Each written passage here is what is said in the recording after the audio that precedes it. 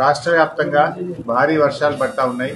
ఇంకా మరో 48 గంటలు కూడా రాష్ట్ర వ్యాప్తంగా తీవ్ర వర్షాలుంటాయని, వాయుగుండం కూడా వచ్చిందని మరి వాతావరణ శాఖ కూడా తెలుపుతున్నది. రాష్ట్ర ప్రభుత్వానికి మరి మా విజ్ఞప్తి ఏంటంటే అత్యవసర సహాయక చర్యలకు ప్రభుత్వ యంత్రాంగాన్ని మొత్తం అప్రమత్తంగా పెట్టాలని, అవసరమైతే మిలిటరీ బలగాల సహకారాన్ని కూడా తీసుకోవాలని, కొన్ని ప్రత్యేక హెలికాప్టర్లను కూడా ఏర్పాటు చేసుకొని వరదల్లో చిక్కుకున్న వారిని కాపాడడానికి ప్రభుత్వం అన్ని రకాలుగా సిద్ధంగా ఉండాలని చెప్పి కోరుతా ఉన్నాం. ప్రభుత్వం ఎట్లాంటి హ్యూమన్ లాస్ లేకుండా, క్యాటిల్ లాస్ లేకుండా అన్ని జాగ్రత్తలు కూడా తీసుకోవాలని చెప్పి ప్రభుత్వాన్ని కోరుతా ఉన్నాం. ముఖ్యంగా బీఆర్ఎస్ పార్టీ ప్రజాప్రతినిధులు, బీఆర్ఎస్ పార్టీ నాయకులు, బీఆర్ఎస్ పార్టీ శ్రేణులందరికీ కూడా పార్టీ తరఫున విజ్ఞప్తి ఏంటంటే ఎక్కడ ప్రజలకు ఇబ్బంది ఉన్నా మీరందరూ కూడా సహాయక చర్యల్లో పాల్గొనాలని, ప్రజలకు రక్షణగా నిలవాలని, ఎక్కడైనా ప్రజలకు ఇబ్బందులుంటే బీఆర్ఎస్ కార్యకర్తలు పూర్తి స్థాయిలో వారికి సహకరిస్తూ అన్ని రకాల సహాయ సహకారాలు అందించాలని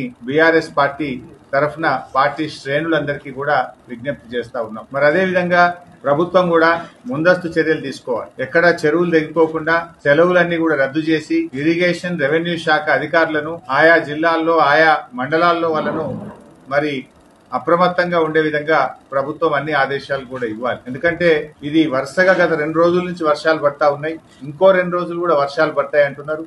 ఇంకొక వైపు వాయుగుండం కూడా వచ్చింది అంటున్నారు. కనుక బాగా తడిచి ఉండంటే గనక పాత ఇండ్లు కూలిపోయే ప్రమాదం ఉంటుంది. గతంలో 1-2 సంఘటనలు మనం చూసాం. హైదరాబాద్ లో గాని, జిల్లాల్లో గాని, గ్రామాల్లో గాని పాత ఇండ్లలో ప్రజలు ఎవరు ఉండకుండా ఖాళీ చేయించాలి. అవసరమైతే క్యాంపులు పెట్టి వారికి జాగ్రత్తగా చూసుకోవాల్సిన అవసరం కూడా ఉంది. ఎందుకంటే వర్షానికి బాగా నాని 2-3 రోజులు నానినప్పుడు ఆ పాత ఇంటి గోడలు కూలిపోవడం, పైకప్పులు కూలిపోవడం చాలా సందర్భాల్లో కూడా మనం చూసాం.